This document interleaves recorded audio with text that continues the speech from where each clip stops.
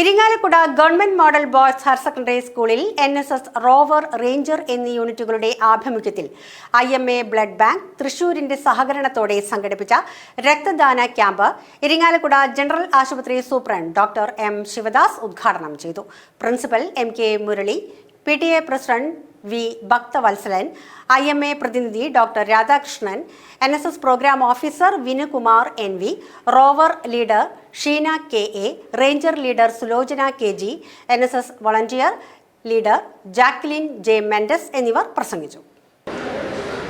നിങ്ങൾ ഏറ്റെടുത്ത NSS സ്കൗട്ടും NSSും പിള്ളേരാണ് ഇവിടെ ഇരിക്കുന്നതെന്ന് മനസ്സിലാക്കുന്നു. നിങ്ങൾ ഏറ്റെടുത്തിരിക്കുന്ന ജോലി വളരെ ഒരു ബൃഹത്തായ അല്ലെങ്കിൽ വളരെ സമൂഹത്തിന് നല്ല രീതിയിൽ ബാധിക്കുന്ന അല്ലെങ്കിൽ ഗുണം ചെയ്യുന്ന ഒരു കാര്യമാണ് ബ്ലഡ് ഡൊണേഷൻ. വളരെയധികം ആൾക്കാരാണ് ബ്ലഡിൻ്റെ അഭാവം മൂലം ഇപ്പോൾ മരണത്തിലേക്ക് നീങ്ങുന്നത്. ഒരു ബ്ലഡ് കിട്ടാന്ന് പറഞ്ഞാൽ വളരെ ബുദ്ധിമുട്ടുള്ള കാര്യമാണ്.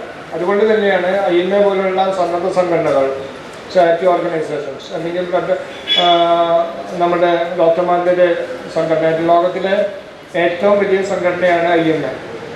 ഡോക്ടർമാരുടെ ഏറ്റവും വലിയ സംഘടനയാണ്, ലോകത്തിലെ ഏറ്റവും വലിയ സംഘടനയാണ് ഇന്ത്യൻ മെഡിക്കൽ അസോസിയേഷൻ എന്ന് പറയുന്ന IMA.